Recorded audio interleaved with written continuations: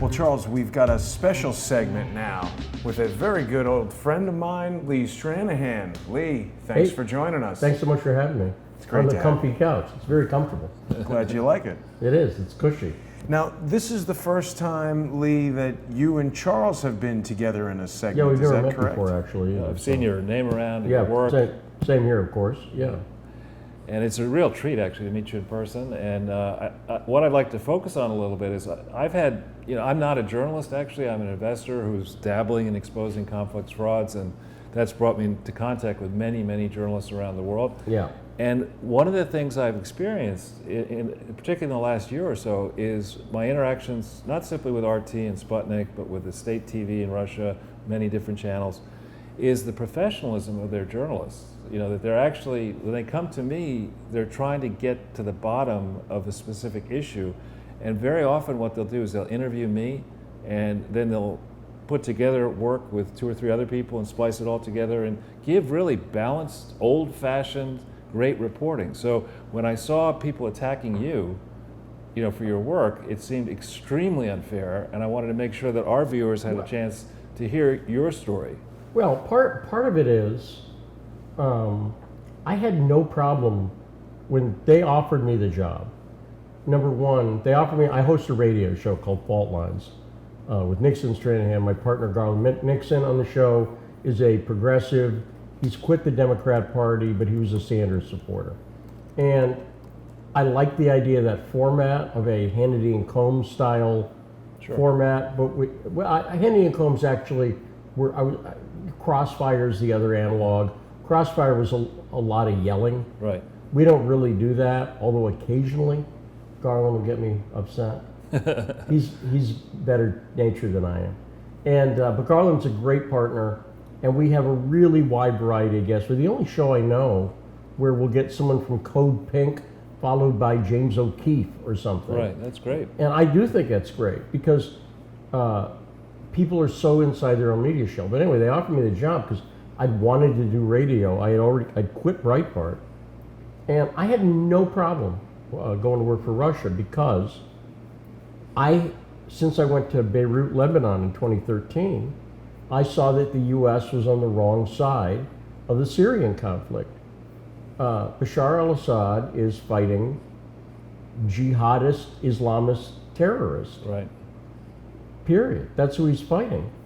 And I was like, and this is before Russia was really pulled into it, but I'm like, wow, we got this wrong. And so I've been trying to tell that story for 5 years now. So, but the first question I had for it was, will I be able to do outside work, which I could never do when I was at Breitbart. I was at Breitbart for 6 years on and off. Could never do, they wouldn't let me do interviews. I couldn't have done this. Let's just be clear. Breitbart, if I'd said, they wouldn't have let me do this interview. So they had no restrictions on outside work. And they don't tell me what to say. And you got 2 people, Garland and I, Garland's retired law enforcement. He doesn't need the job, if that makes sense. Sure. He likes it, but he's got a pension, he's got another radio show. So either one of us, if they were like, okay, well, you have to say this, I'd be like, okay, no, I don't actually. That's right. I can go do other stuff. And so they don't have any control over it. And I was at this Alex Jones event, I was talking to Jason. Jason was at the Alex Jones event, and this guy started Russia. I just said to him, can you dispute anything I've said, or is it just that I work for Russia? And it's a logical fallacy, right, to dismiss a fact because of the origin of the fact. Now, it does help when you know somebody's lying. Right. Then it's helpful to go, gee, why does this one source always lie? And then you can trace it back and go, gee, they're paid by Soros or whoever. Right, exactly. Or Media Matters. Or Media Matters, or who's paid by Soros. Right. Same thing. Right. But you know what I'm saying? Like, it's then helpful to go, oh, okay, this organization is really, it claims to be a nonpartisan, non-political organization, but really it's funded by open societies. But once you determine they're lying, but that's it. You only after they've determined, because otherwise it doesn't matter. CNN reports the truth all the time. Right. But like the weather for like if they say the Yankees beat the Red Sox. You want to check that. Well, no, I don't. No, but you know what I'm saying. Right. Like CNN, people do this.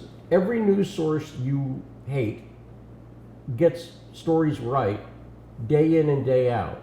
But where they get them wrong is with the broad narrative. Right. You have to understand how they lie. It's not by lying 100% of the time. No news organization, nobody, and very few, unfortunately, tell the truth all the time either. And so it's very helpful to know, because I have a background. I was a Democrat. I had a background in the left, and I did work for Move On, and I understand that. I understand how the left lies, and I understand at this point how the right lies, and it's helpful to factor that in and go, well, this is the way they're deceptive. Just a simple example of how the right lies. It's an easy example. There's a long-standing libertarian tradition of being against the UN. Right. And the argument there is we shouldn't be in the UN because they're going to pull us into foreign entanglements. Now you have people like Nikki Haley at the UN who says she's against the UN. So a lot of libertarian-leaning conservatives go, oh, I'm with her. She's right. But her reason for being against the UN is that they might stop the U.S. from a foreign entanglement. So it's the exact opposite. So that's an example. But a lot of people get fooled because they go, well, she's against, it's that enemy of the enemy is my friend thing. Right. It's not really true. That's not a good standard to use. And so that's just one example. But the left lies too all the time, and I expose that as well. And so they're great. They've been great at Sputnik. They don't tell me what to do. They treat me better than Breitbart ever did. Really? Much noticeably. Stupid example. I'm diabetic. My wife and I have had 7 kids. We got 5. 7, right? wow. I never got insurance when I was at Breitbart. Really? Never, ever once. So, and they didn't pay me. I used to be a graphic artist. That's how I know Jason for 20 years, is that I was a graphic artist, a 3D animator. I worked on Access Hollywood for 5 years. Wow. As a graphic You're a artist. man of many tricks. And I was making at Access twice as much money as I made when I went into journalism later. So in other words, I got into journalism in my 40s, and my wife was like, what are you doing? Because I took a big cut, yeah. a big cut, but I'm good at it, and I thought it was important, and blah, blah, blah. But zero. Breitbart was paying me half of what I was making, and no insurance. Sputnik, so people say, well, you're on the Russian payroll. I said, I'm not just on the payroll, I'm on the benefits package as well. I'm on the, I get 2 weeks paid vacation, and Do you have a pension? And I don't think so. I don't think so. Breitbart was giving you kind of, flexibility problems after Steve Bannon left. They didn't want you going in the press briefing. No, when Steve Bannon was there, Steve was the one who was really. He was your advocate, wasn't he? Yes and no. Steve was very complimentary about my work as a journalist, but Steve was the guy you had to ask, hey, can I do this media appearance? And Steve's notorious for what? No. Boom. No. You can't do that. So like this appearance that I did with Alex. Yeah. When I'm getting sued, that was the other problem with Breitbart. I say they treated me badly. I got sued over a story that was published in Breitbart that I did nothing wrong on. The Chobani. No, not that. I know I didn't get sued over that. It was by Brett Kimberlin. It's a long story. It was a Breitbart story. They never helped. Wow. And Alex Jones is basically paying for the legal defense. I have a separate lawyer, but Bannon never would have let me do a press conference with Alex in a million years. Never would have let me do a press. It was a really good press conference. Yeah, I thought it was too. And once again, Alex didn't restrict me, so I have very little rules on that stuff. I don't like people to tell me what to say, right?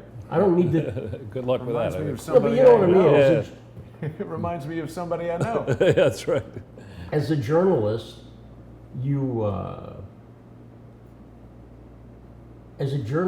ultimately, you're in control of your own career in the fact that if you report something wrong,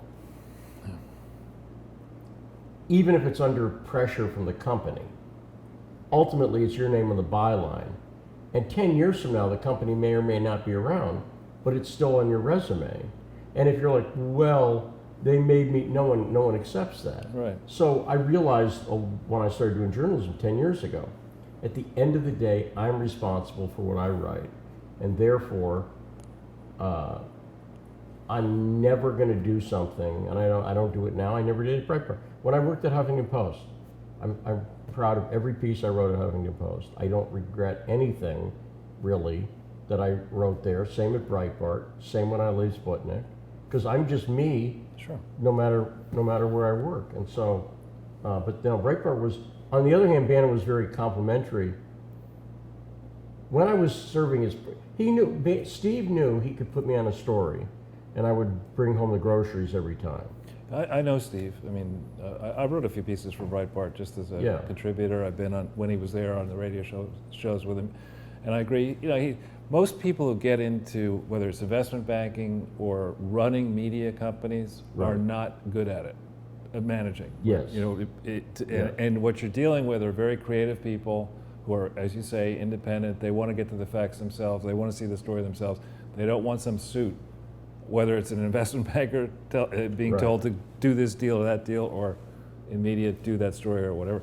I did want to give a special shout out to two of your colleagues you haven't met, and I promise I will introduce you to them. Yeah. There's a guy called... You know more people than I do. That's It's true. Yeah. But so one of them is an old line journalist named Martin Seif. He goes by Marty Seif. And I think for a long time he was the foreign editor at the Washington Times. Okay. He's from Northern Ireland. He's a Jewish faith.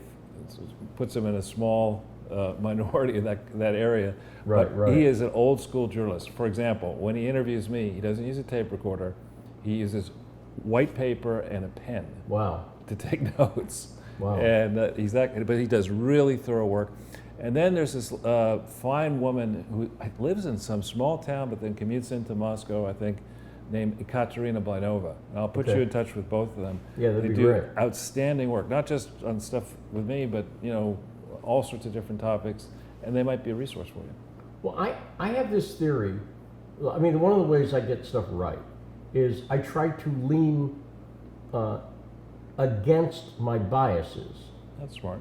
And so for instance, we live in an era right now where everyone's talking about Russia for the last year. I would go out of my way to read Russian sources if I wanted to get the story right. And the reason why is not that I would trust Russia, but I want to get both sides.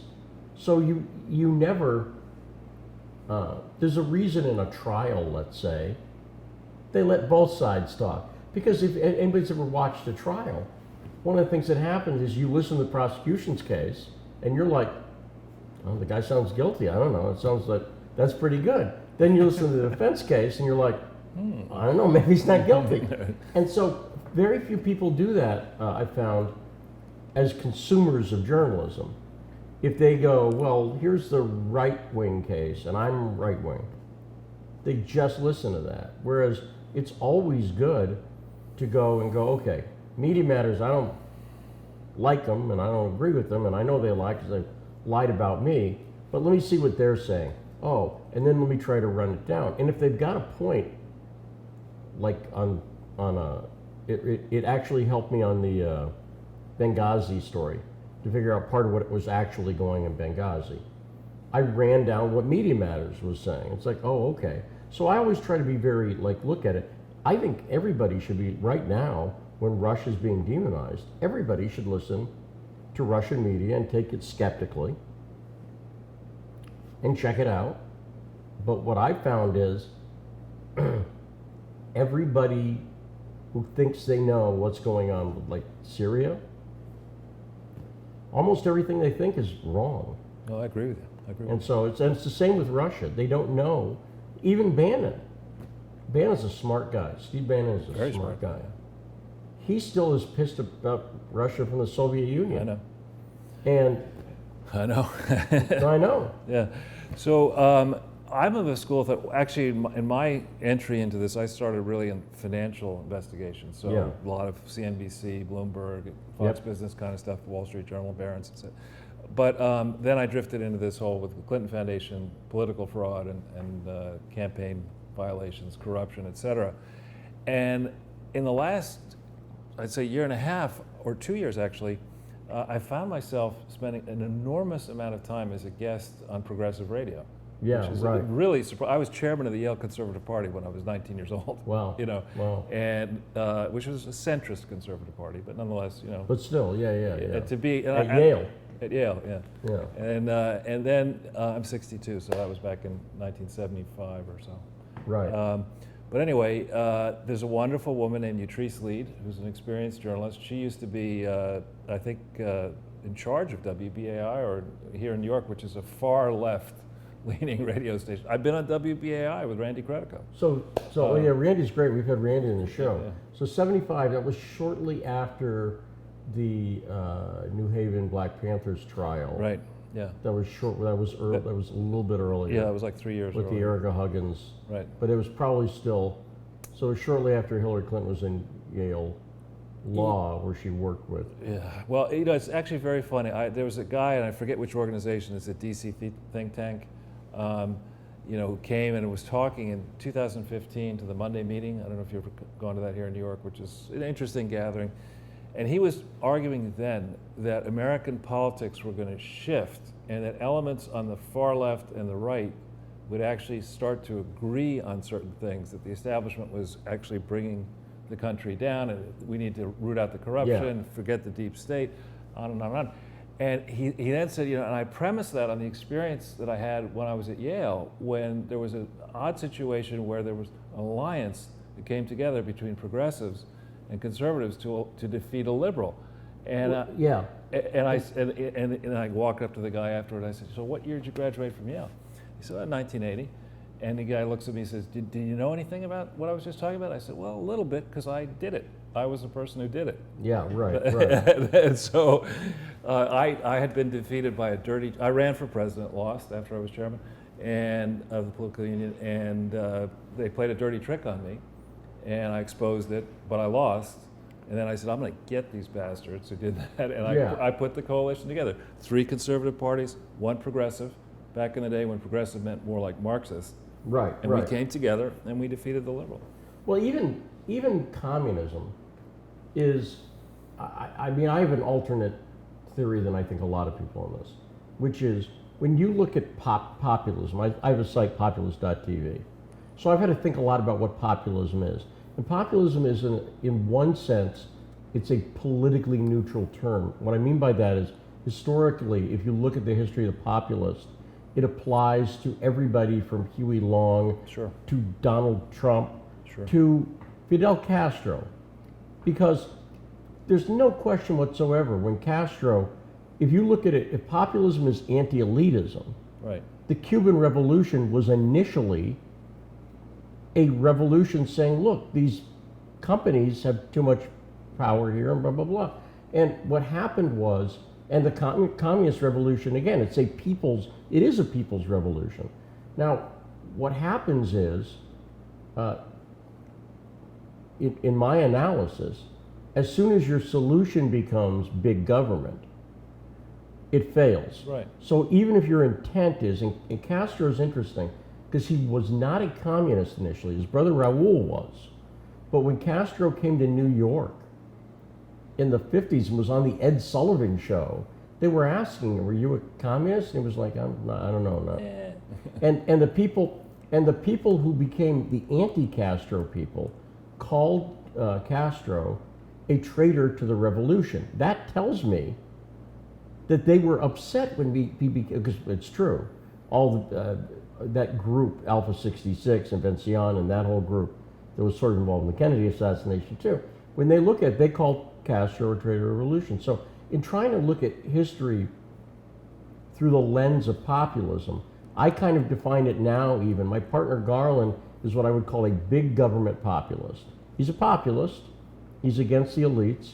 He thinks the solution is single-payer health care or whatever. And I'm like, nope, never going to work. Always, as soon as you concentrate that much power, it's going to be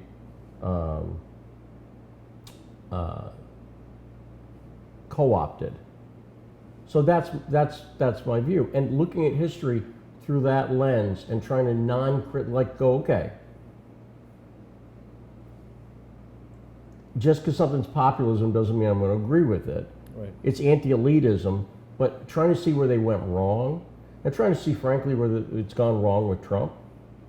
And I think just clearly in foreign policy, I think it's gone way wrong.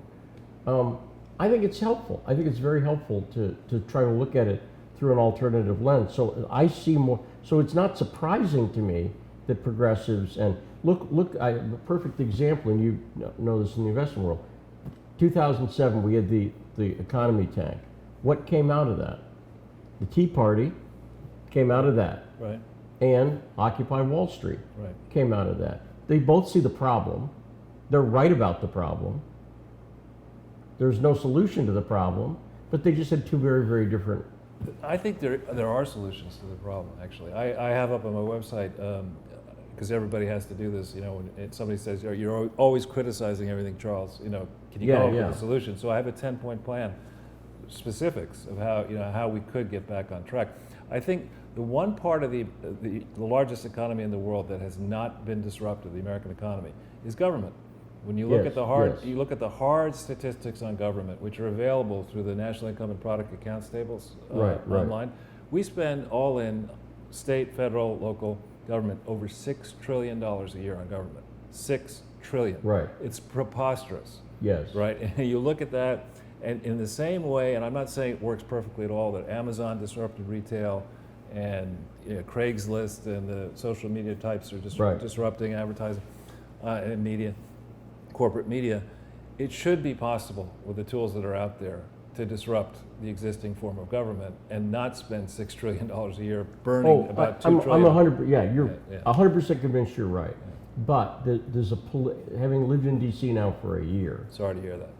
What's that? Sorry to hear that. Yeah. Well, it's interesting though. I never thought I'd live there, and as a journalist going to a place, I learned a lot in Beirut just because I was there, right? And so the thing I've learned in DC is I understand the swamp a lot better. Yeah. And what I tell people is the swamp is full of fabulous restaurants and great shopping. Right. Now, if you hear a swamp, you go, well, who would want that? But then when you're in DC, it's full of pricey real estate, beautiful colonial homes in places like Alexandria. There is great shopping, great menswear shops. You can get mermaid ties and before Manafort cleans them out. Everything. That's right. But it's great. Now here's the problem: civil servants don't make that much money. Right. And then they retire on a pension. So if you go through and you're an FBI, even if you're a director of an FBI, these guys are making 150K a year. A guy like McCabe is making 100 something. That's not huge money. It's just not. Now, here's the other thing that happens. You got a wife. Right. And you have kids. Now you put in your 20 at the FBI, and your wife has friends, and they all live in Georgetown or Arlington or Gaithersburg or wherever. Your kids are in school. You're going to retire on a pension. And, okay, honey, we can move to Florida because that's all we can afford. We can't afford to stay here on my pension. And so here's what happens. Someone from a think tank calls you and goes, hey, we want you, or someone from a board. Well, of course. Right? Mullen on General Motors board. Yeah. That's right. Or someone from a startup. Hey, we're doing a cybersecurity startup. Right. And if you're on our board, I know you were making 150. We'll pay you 500 for being on the board. You got to go to a meeting once every 4 months. We got to be able to use your name on the letterhead. That's it. So these guys suddenly, or gals, are suddenly making $500,000, $1 million a year. And by the way, everybody in civil service knows that. Comey, who drifted in and out between going on the board of HSBC and coming out, these guys realize it. And so I'm 100% convinced that if you want to And I'm a conservative in the sense that I'm not anti-military. I appreciate the people who serve in the military. I love the troops, et cetera, et cetera. But you got to stop there, because where I live in Arlington, I see McDonnell Douglas's building, sure, yeah. and it's super nice, and it's got Adirondack chairs out on the lawn, and that's what people don't. People think of this when they hear the swamp. If you don't live in D.C., until I saw it, Right. and I'm like, oh, I see. If you drain the swamp, McDonnell Douglas has to lose the Adirondack chairs and the glass and steel building with the big logo. I'm like, oh, that's where all the money is. And to my mind, you gotta start. It's very tricky for conservatives because they like the military and they get sucked in. But I see the think tanks, and they're poison. They really are. So that's. I'm agreeing with you violently. I mean, I think as far as the military is concerned, I've had some experience with United Technologies and of course exposing GE. Yeah. And you know, a lot of that is all about contracts that are completely off the market. They're an ability to, you know, have stable revenue at corporate level. That's right. And a mutual back scratching association. But you know, that's only $800 billion a year, which is a lot of money to spend on our military. And Right. I'm a numbers guy. You know, you look around the world, how many nations spend $100 billion a year on military? Right. Nobody. No, right. Nobody. Only we spend $800 billion. Anyway, right. So there's clearly fat there, clearly. Yeah. And it's clearly a post-retirement from the military Yeah. fraternity, sorority. Yep. But in addition to that, there are a long list of companies, Chemnonics, a whole bunch of companies like that get these no-bid contracts to provide social services around the world or inside this Yes. country. Yeah. That's because again, we spend $6 trillion a year. Military's $800 billion. So Yes. we got a lot of fat beyond the military too. Right. Yes. That needs to Yeah. get cut out there. But it's all, to me, it's the same. So the USAID, what I just said about the civil servants, and by the way, it's the FBI. I mean, CrowdStrike were the people who did the Sure. work for the DNC. They have Sean Henry on there, former head of cybersecurity for the FBI. But I get it. I get it in a way that's not conspiratorial, it's human. And that's why I bring up the kids and the wife and all that, because that's the way real life works. You know, you're 50, I'm in my 50s now, right? You're 50 something, you're looking at retirement. I get it. Your wife doesn't want to move to Phoenix, right? Which is where you could live no, but you know what I'm saying? Yeah. You could live affordably. You could live on an $80,000 pension affordably, and the kids are gone in a 2-bedroom apartment. But they're looking at it going, but her husband retired, and he's making $1 million Yeah. from the Atlantic Council and for doing nothing. Google and giving them Yeah, money. for Google, exactly right. And it's every branch. It's the bureaucratic. You could name USDA. I could just go down the list. Well, it's interesting you bring that up because I landed on the Clinton Foundation and on the World of Charities by Yes. accident. Yeah. And I'm here to tell you there's $5 trillion, $5 trillion sitting in all charities combined. Yes. And a lot, not many of it is, you know, they do good work, but there's enough of it that by bringing the regulations for charities into the 21st century, Right. and making sure that a think tank is not used as you described, Right. you know, to just Right. pay off somebody to get a, you know, that you don't do that anymore. The beauty of this is that all these think tanks have been created. They've issued public, in charities, they've issued public statements that you can look at and find. You don't need the 990s FBI. and You don't need Yep. the FBI to get it. I just recently exposed Media Matters. It's a complete fraud. Oh yeah. When you look at the paperwork, you know, it is not, the Media Matters Action Network has never registered in New York as you need to register. It is not a charity at all. It is a, you know, an Right. action organization. You're not allowed to do what they are doing. And I already reported them to New York State. And Well, I'm familiar with David Horowitz, and oh, he's a good guy. and David has said, I use 501c3s because he does, and they need to be gotten rid of. So I'm fine with some. I use them too. I have 501. Why do they need to get rid of 501c3s? I don't think they should be gotten rid of, but Well, they need to be regulated. what he means is, as far as they go politically. In other words, 501c3s, it was set up to be like charity, Right. I know. like for heart disease or something, right? But they become, having worked somewhat in electoral politics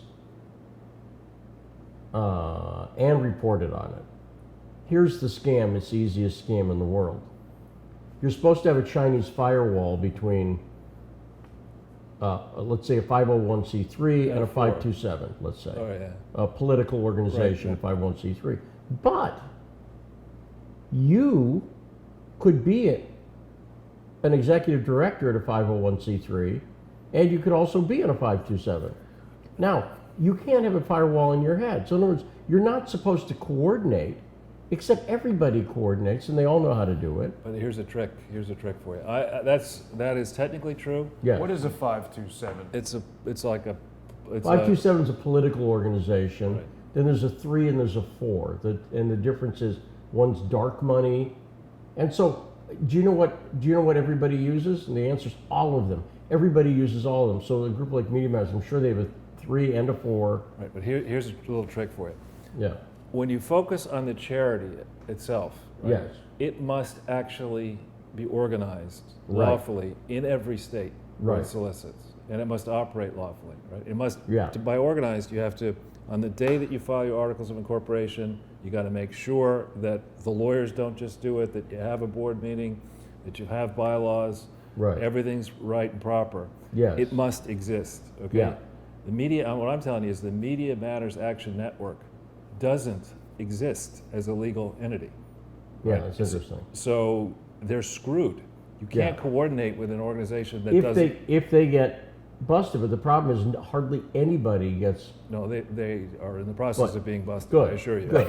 But you know what I'm saying, Right. which is I guarantee if you looked at a lot of these, because it really is a game in DC. Media Matters is especially corrupt Right. because of their connections to. So you just think 501c3s are being used for fraud pretty regularly?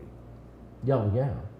Everybody when they're used for political purposes. Here's what it is. You do it. We're an educational foundation or whatever, and we're a nonpartisan, and they never are. Right. And everybody on the right does it, and everybody on the left does it, and everybody who's a libertarian, and everybody who's a socialist, and everybody who uses these knows that they don't. The nonpartisan, non-political thing is just a laugh, and they actually do coordinate. And the way they coordinate is they have the same person who's on both. And once you see how it works, and by the way, and then they also coordinate with the media. So Media Matters, one of the other big dangers of Media Matters was operating, I was friends with people at Media, Eric Bollert and I. Eric Bollert wrote a book a few years ago when I was at Huffington Post called Bloggers in the Bus. He did a whole chapter about me. And Eric and I were friendly. And I started working with Andrew Breitbart on the Pigford Black Farmers story. And the first weekend, I interviewed Mike Espy, who's the former head of Ag Right. under Clinton. And Espy took me off camera. He said, hold up, stop recording. And he said, look, we know there's fraud in this thing. He said, we're trying to fix it on the second go around here, but we knew the first one was full of fraud. So I called Bollert up. And I said, hey, Eric, I know you hate Andrew Breitbart, but he's right on this Pigford thing. Mike Espy just pulled me off record to tell me they know it's full of fraud. I can't use it, but I'm letting you know you might want to pull back on. I don't want you to extend yourself. Right. Within 2 weeks, Media Matters calling me a racist for reporting on Pigford with Andrew Breitbart. Within 2 weeks. Right. So, and I tried to do Bollert a favor there by saying you guys are wrong. Now, subsequently, New York Times proved us right because I knew we were right. Well, so the thing that's interesting here, I think the further But they're really corrupt. That's yeah. my experience of Media Matters. Well, and I think the further way they get around it is by having not just Lois Lerner, she's the one we know about, Right. you know, over top of the tax exempt organizations unit in the IRS when she was for so long. Yeah. There are other scoundrels over top those various bits and pieces of the IRS and injustice. I don't know if you know this, but when there was an active FBI investigation of the Clinton Foundation from 2001 to 2005. Yeah, no, I didn't know that. Yeah. Yeah, you could see the William J. Clinton Foundation vault file, FBI vault files Right, online. right. And it shows that it started by February of 2001, and that in January of 2002, guess who was the U.S. attorney leading the investigation? James Comey. Oh, right, yes. Who was the head of the FBI through that entire period? Robert Mueller from September Yes. 2001. Yep. Who was the person at the Department of Justice who was in charge of tax fraud decisions? Rod Rosenstein. Yeah. And these idiots were there for 4 years looking at a file that I can see from the outside without a subpoena, Right. I can see just the public filings, a massive fraud. And they let it off. And see, so in the 501c3s, here's the problem.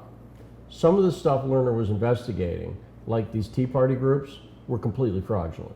So there were groups, there were 501c3s that were formed that were, and I could point to them and show you, Sure, but sure. I've Please do. investigated it. Please do. Completely, they were scams, where they were ripping off people who were, like, basically, there's a group, this is the ballsiest thing I've ever heard of. This guy had a company that did reverse mortgages. Now, you know, I know what those are, yeah. so reverse mortgages are for old people who don't understand money, Right. right? Just most of them. Right, but correct, Yeah. right? So they're not a good deal for the Right. people involved. So he had a list of that. Here's the ballsy part. He named the company Glengarry. Now, if you know Mammoth Read at Mammoth, all, right. or have ever seen the movie, that is like pretty like, I'm opening a scam company. So he got into the Tea Party thing because he had this big list. When you've got a list of old people who don't know money, That's valuable That's- for a fraudster. that's very valuable. Well, I could take it a step further. There's a company called Info USA, and it is a publicly traded company. Yep. It routed over $2 million to the Clinton family from Yeah. 2002 to 2008. Yeah. The guy who ran it was so crooked, Vinod Gupta, that he was kicked out. Investors came into this publicly traded company, kicked him out from being CEO. He was a big stockholder. He had like 29 country club memberships on a public company. Why you need 29? Who knows? Right. You know, multiple corporate jets, insider dealing transactions. And what was Info USA all about? It was about selling those type of lists. Yes. They had a very valuable list of people who have Alzheimer's. Right. Yes. And that yes. kind of stuff.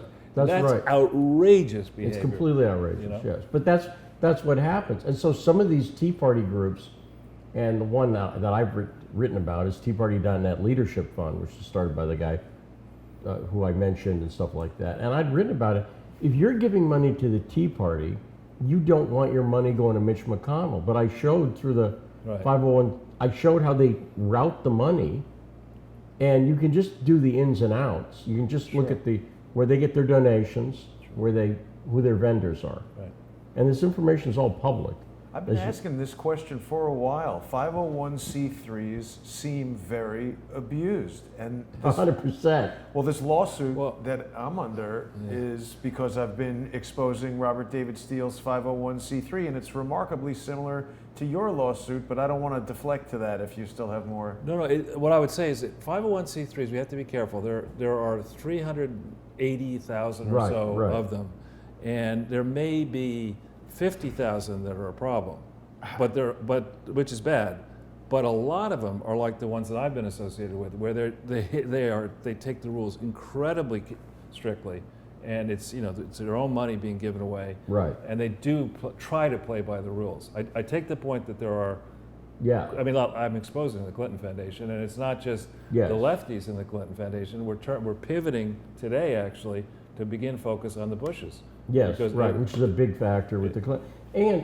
And here's the thing. It's a game that once people figure, and I'm really convinced by this with Clinton. Having read his biography, look, Bill Clinton to me is he's a fascinating American. Clearly, he's the smartest guy in Hope, Arkansas, like the smartest kid. But no, that's what he is. So imagine he's a smart kid. What am I doing here? Growing up in a horrible family, I'm not judging him, but just like alcoholism and abuse and all sorts of stuff. Cocaine. And he's very bright, and he gets to Georgetown where he studies under Carroll Quigley, and Quigley, that's very interesting. And Quigley, I could do an hour on Quigley and all of this stuff about philanthropic organizations saying they're doing good, yet having a secret political agenda. Right. Carroll Quigley exposed. And he exposed it going back to the 1800s with Cecil Rhodes. Really? Yes, yeah. I got to read up on that. That's So very it's fascinating. So this goes back to Rhodes and W.T. Stead and this group that Rhodes put together. Now, Rhodesia is named after him, and the Rhodes Scholarship. And Clinton is a Rhodes Scholar. I'm convinced that Clinton he studied under Quigley, who exposed all of this stuff, all these secret organizations that act like philanthropies. It's all the stuff we see with Soros and everything else. And he said, I could do that. That's exactly, I am 100% convinced. I got to study that. That's And his wife studied under Alinsky, who did the same thing. Right. Alinsky's a guy, I mentioned the Panthers. Sure. They're not dumb. The Panthers figured this out. Bill Ayers figured this out. All the 60s radicals figured out that running around blowing up your friends and getting shot at is less fun than having a 501c3. Right? And so they transitioned out of the violent phase and became community organizers. And sure. Elaine Brown, who was the head of the Black Panthers, she runs a 501c3 in Oakland right now. She's a community organizer in Oakland right now. All of them, if you go through, they all figured out the game. And Alinsky's one of those guys who figured out the game. Alinsky's whole deal was, look, cut your hair, put on a suit and tie, right, and you'll go to Yale Law School. And you'll go to Yale Law School, and you'll work for. If you look at the Clintons' history, Clinton went from Hillary Clinton worked for Bernstein Truhaft in Berkeley when she was in Berkeley. When she moved to Berkeley, which is where her romance with Clinton bloomed. And Truhaft Bernstein was a notable communist. They were like explicitly, unabashedly communist. She went from that to the First Lady of Arkansas, and in like 6 years, they're in Arkansas promoting the death penalty. Yeah, exactly. Excuse me. Right. How does that work? The way that works is they realize that if you're going to get elected in Arkansas, you better promote the death penalty. You're not going to get elected in Arkansas being a hippie. Yeah. So they change. So they're fascinating people to me. Yeah. Well, so one of the tricks in the charity land that we've been exposing, Jason and I, on this show, the biggest trick in charity land is not looking at the books. It's you set up a charity and you say, we're going to do a charity appeal on this broadcast now. Let's try to raise $1 million. And we come back and we say, the next broadcast, we say, you know what, we're really successful. We raised $1.1 million. Right. The truth is we raised $1 billion. Right. And we steal the money before it gets to the charity. That's in essence what the Clintons have done, what the Bushes have done with their joint ventures with the Clintons. Right. And that is strictly forbidden. There's no gray area about that. Right. And the good news for all of that is that accounting firms have rendered opinions. And these accounting firms are big accounting firms that have a lot of insurance and money behind them, and we're going to go after them. We're going after the lawyers. We're going after the donors. Yeah. There's a big pot of money to get back for the American taxpayer. Yeah, big that's great. pot of money. So I suppose what I meant to say was not that all 501c3s are scams, but scammers certainly seem drawn to the 501c3. Yeah. It is absolutely hilarious. I don't know if you ever watched Fawlty Towers. Yeah, of course. Yeah. So Fawlty Towers has the episode where Basil Fawlty is trying to recruit the right sort of people to his hotel. Right. And this lord walks in. Yeah. And immediately Basil drops everything. Yes. And of course the Lord is he's not a Lord, he's a scam artist. Right. The American equivalent of that is you create a charity. Right. If you're, because if suddenly you're a philanthropist, yes. That you're not chasing money, you're not worried about your pension, you're giving money away. Ergo, you must be rich. And if you're rich, you must be successful, and therefore there must be something good about you. So by saying you're a philanthropist, you acquire this patina of respectability, which when you look at, for example, at what I've seen of Bill Gates, he was under assault. Right. No. And then he creates this charity, right? and it's run amok. The organization I've looked at extensively, reported on, is Philanthropy Unbound. It's out of Hawaii. And that leads to a lot of fascinating stuff, including connections that group has. But with the Puna House School, which is where Obama went, and Pierre Omidyar. What about Waldorf schools? What's that? Waldorf schools. Well, this is not. I mean, there's people on the board of Philanthropy Unbound who are at the Puna House School. So this is all the Puna House School. It's a bit old line private school. Old line private school. The plantation owners and the kings, like the children of the Hawaiian kings, and the plantation owners would go there. And so the fact that Obama went there, suspicious.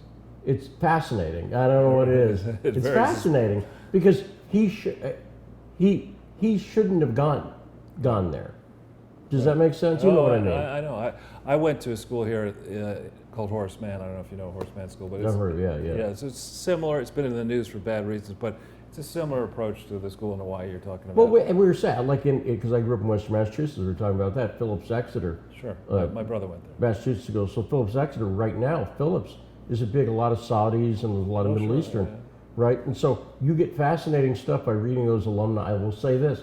I have found fascinating stuff by reading alumni newsletters from some of these prep schools. So, and again, this tradition goes back, by the way, it does actually go back to the late 1800s with these Anglo-Americans, because it's very British. If you think about the prep school thing, that's a very British tradition. I know.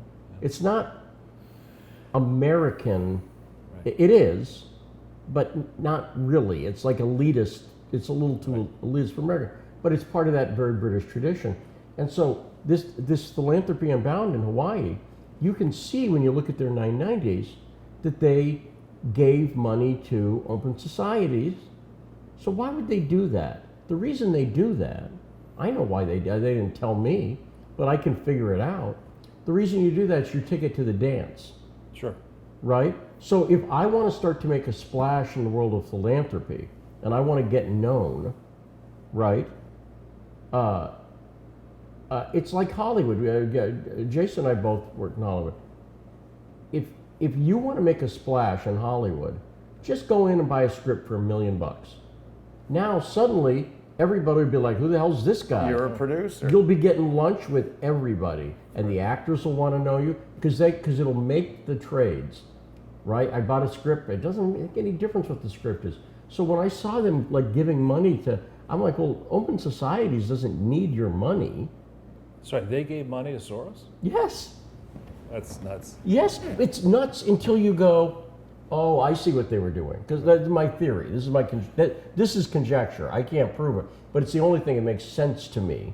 Why would you do that? Right. I was like, the reason you do that is because if you gave $1 million check to George Soros, open societies. You can bet, you can count that, and that's not going to happen.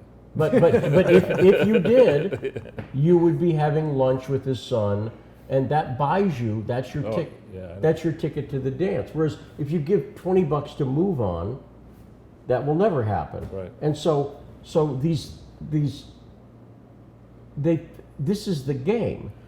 Right. So actually, another game that's really interesting, I don't know how much you've gotten into, is if you're fortunate, like let's say you have 100 acres of land somewhere that you bought 30 years ago for $75,000. Right, Today it's worth $5 million. Right, let's say, whatever the numbers are. You give that to a charity, right? And if you have, provided you have income, you can get a tax deduction on the difference between your costs. Right. Yeah. Right? Yes. And so you can do that with securities. You're a venture capitalist. You know, you have Apple stock that's publicly traded for whatever that and you give that to a charity that you still control. Yeah. So so you control the stock. You take it from your personal pocket, you put it into the charity, you get money back from the feds if the state charges you income tax from your state in the city, but you still control the stock. I have periodically wondered why I don't quit journalism and go into investment stuff, because after being, and I really mean Maybe this, you should. After being I would make more money. Might have more fun. I would, maybe. I mean, I like doing, I like doing journalism. I think it's important. But we had this thing, the Pigford black farmer scandal. I know about it. Right. From your report. So you could make $50,000, right? I did a joke where I wanted to expose it. This is when Andrew was still alive. And I said, I'm going to do a webinar. It was a woman's farmer settlement. And I had joked with my wife once. I'd said, if I was smart, hey honey, remember when you tried to farm? If you claimed you tried to farm, you could get a check for 50 grand. I said, oh, remember when your mom tried to farm? We were driving down the road and I was joking. So I did this webinar. And I said, I'm Dr. Lee Stranahan. I'm going to show you how to collect. And I did it. And I went through and I showed exactly what we were exposing they did. So 2 years later, I get an email from somebody. They were like, I can't thank you enough. I did that thing. That's great.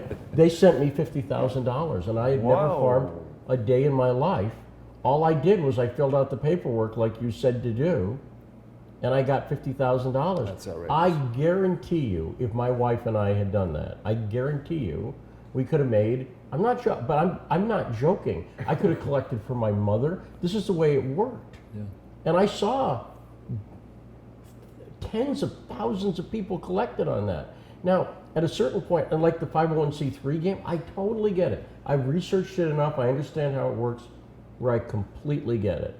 And where I take advantage of it is that I know, like if I'm in an election cycle and I'm doing video work for somebody, I know that at the end of the election cycle, I invoice for a lot more because they can't do anything with the money except spend it.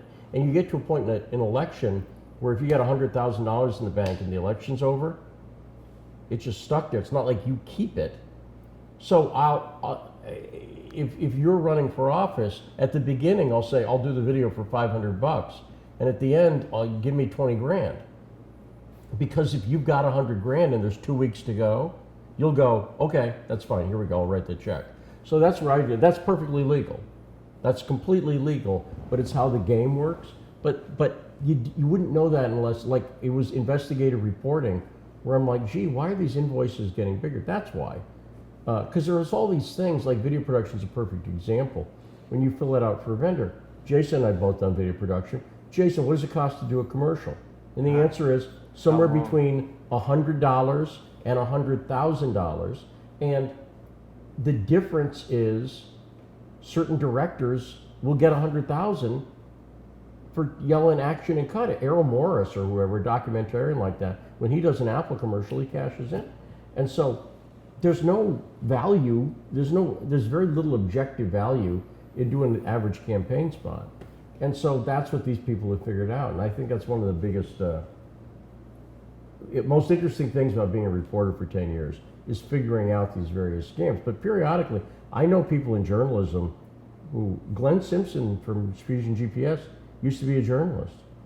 And he figured out there's more money in Oppo research, there's more, people have said to me, just go, you know how to do research.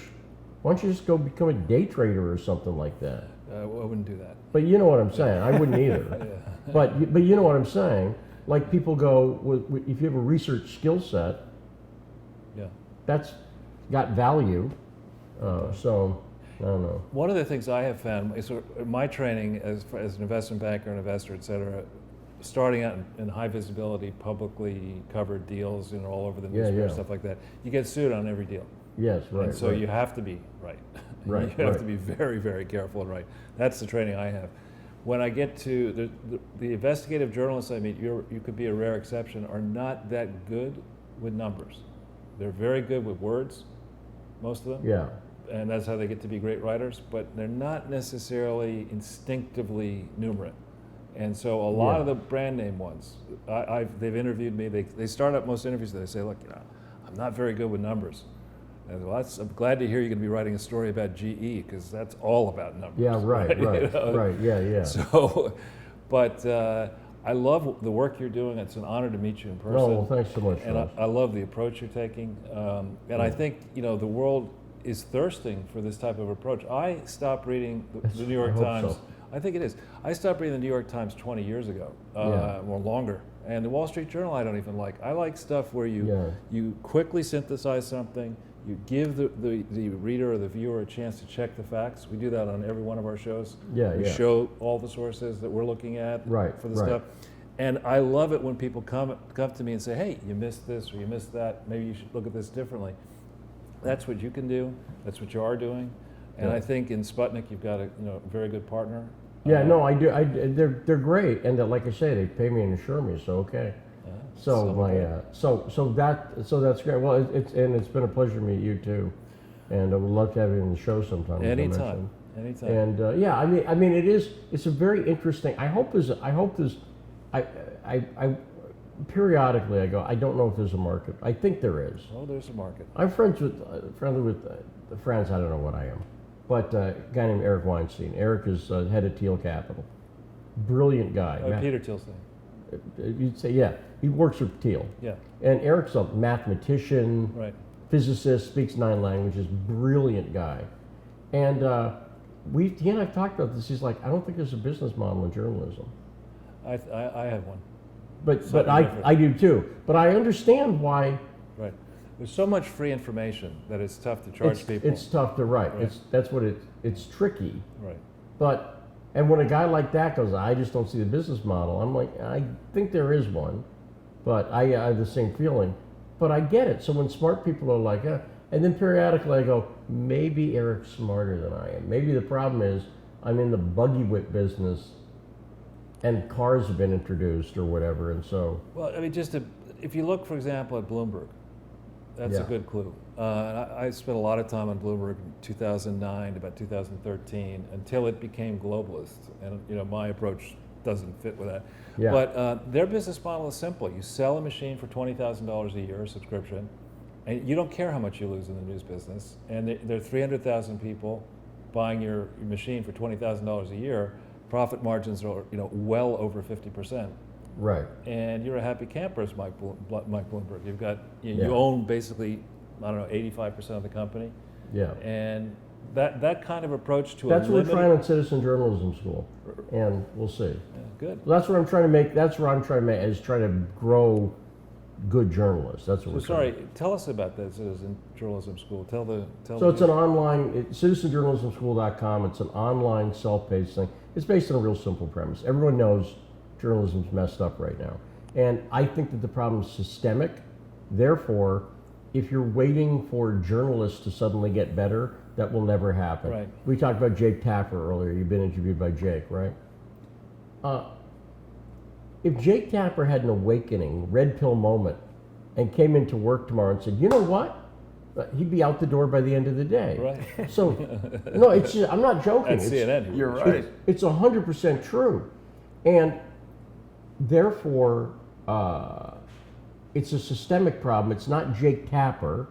It's the editors and publishers and It's everything the else. whole financial corporate structure. It's the whole of that corporate mechanism. structure. Therefore, and it's the nature of journalism, because if I'm in Washington, D.C., and I make friends with you and you're a congressman, then suddenly I find out you're involved in something skeezy, I'm inherently torn at that point.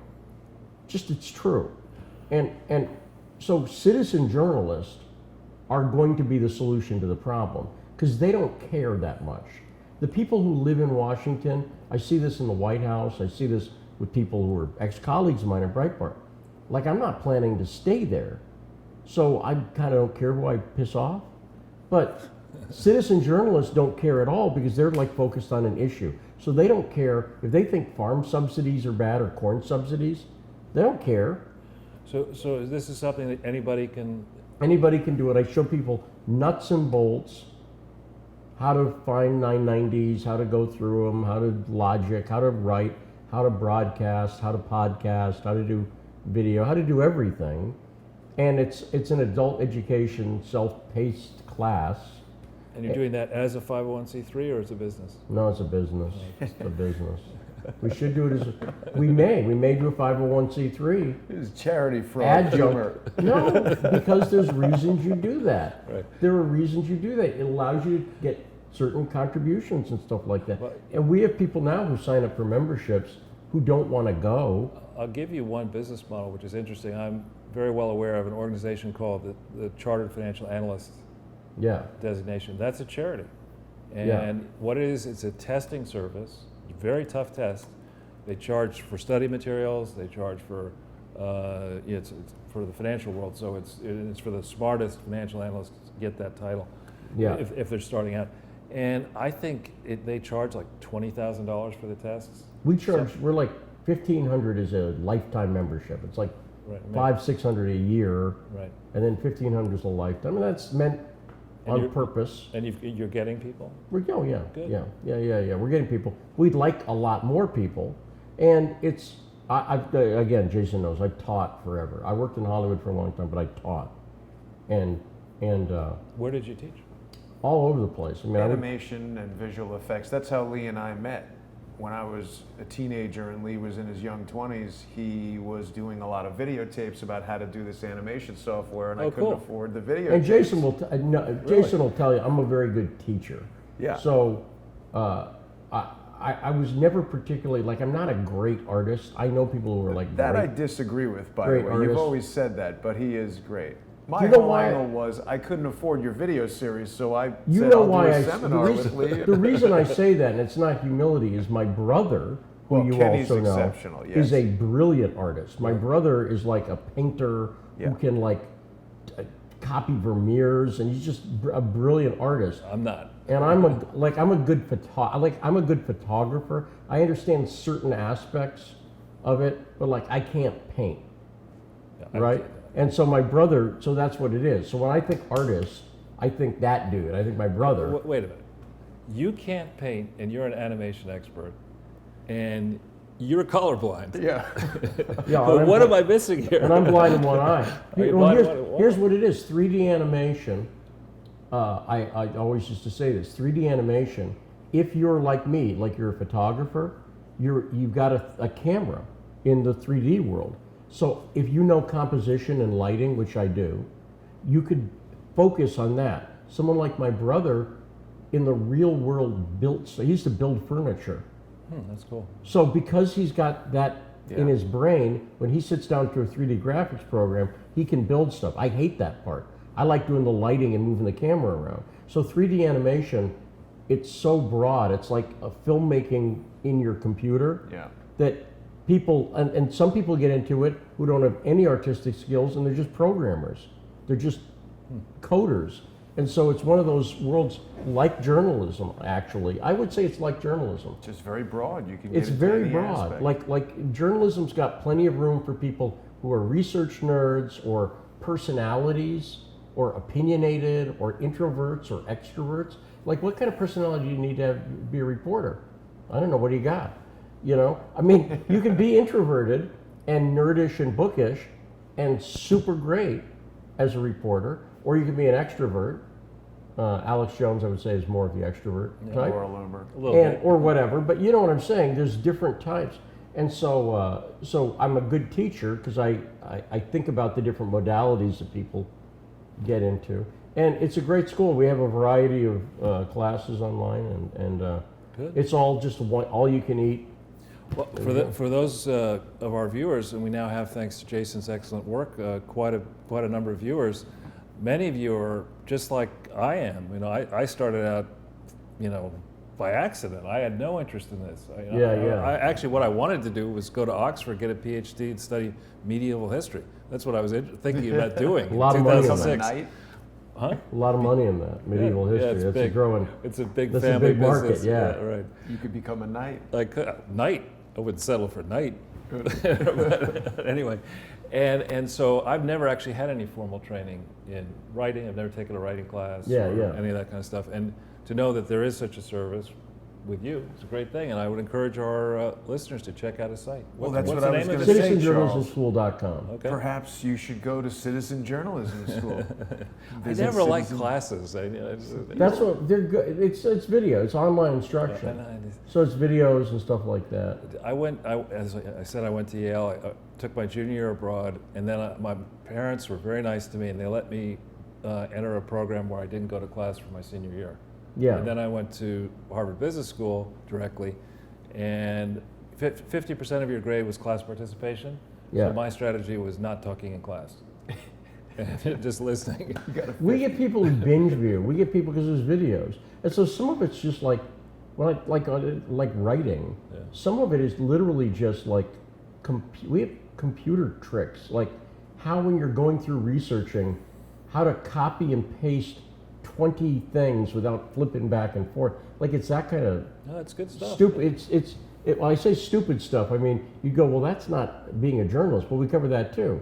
We cover finding sources and doing research. But it's important for independent journalists because we're trying to Yes. get ahead with this minimal technology. I mean, here we're trying to do sort of a big news show style interview with multi-cameras, multiple right. people. So you need those tricks. You need And we those, show people how to do that stuff. So Yeah. I use the media back training I have Right. to show people here's how what to do. And I've been a print reporter, a White House reporter, a podcaster, a broadcaster. So we really do try to show, but it's good. It is good. I'm very, very proud of it, and hopefully we'll grow another generation of journalists who will fix the world. So Now, I know you've got very limited time, Lee, and of Yeah, I course, know, you yeah. know, Charles is way more likely to call a foot fault on George Soros than to give him $1 million. But this 501c3 thing, it's interesting to me because when I was at the press conference the other day in D.C., where you and Alex Jones were talking about this lawsuit related to the Charlottesville, who's the guy, the Gilbert? Brandon Gilmore. So he's a State Department employee, right? Like a. Watch out! That's what I got sued for saying. I see. He is a State Department employee. Yeah. I see. And I'm not the only media outlet that mentioned that. But also the thing that was so interesting is that the response from InfoWars and their lawyers was this anti-SLAPP countersuit. It's a strategic lawsuit against public participation, basically a punitive suit to shut you up, which is exactly the same thing that Robert David Steele has done to me. Yeah. He's engaged in fraud, and we've shown that by looking at his 990s, by looking at the fact that they're not registered with the New York State Bureau of Charities. I mean, these are facts, and they're bringing lawsuits to try to damage my reputation, to try to financially injure me, and they're rigging the lawsuit as well. They just this past week filed a motion to amend the complaint, which has now ballooned to 90 some odd pages. And of course, I'm defending it pro se, but now I've got to go through this 97 pages and re-answer it. Very obviously, they're trying to put up roadblocks so that I'll stumble and screw something up on the procedure. I'm talking about this not because I'm whining for myself, because this is how they're trying to stop this kind of independent journalism, and it's a pattern. There's a very clear pattern. And the stuff that's happened with Sputnik, the FARA, and stuff like that, the registering to foreign agent, it's all just a tool to shut it down. And to discredit it, and to go, well, it's a propaganda outlet. It's like, okay, well then dispute a fact. Should be easy then. If it's a propaganda outlet, you should be able to find things I'm saying that are wrong. Right. Well, exactly the same thing I'm having. They've never come forward and said, oh, you're wrong. He's not doing charity fraud. They say I'm a Mossad agent and I'm dating Patricia Negron, and that's the lawsuit. It's ridiculous. Crazy. On registering as a foreign agent, that's a very interesting law, as you may know. And I'll just give you a little hint that the Clinton Foundation has got a very serious problem with that. Yeah, I agree. Serious problem. We were talking a little before about Pinchuk and stuff, and that's a big area. Anyway, I do have to.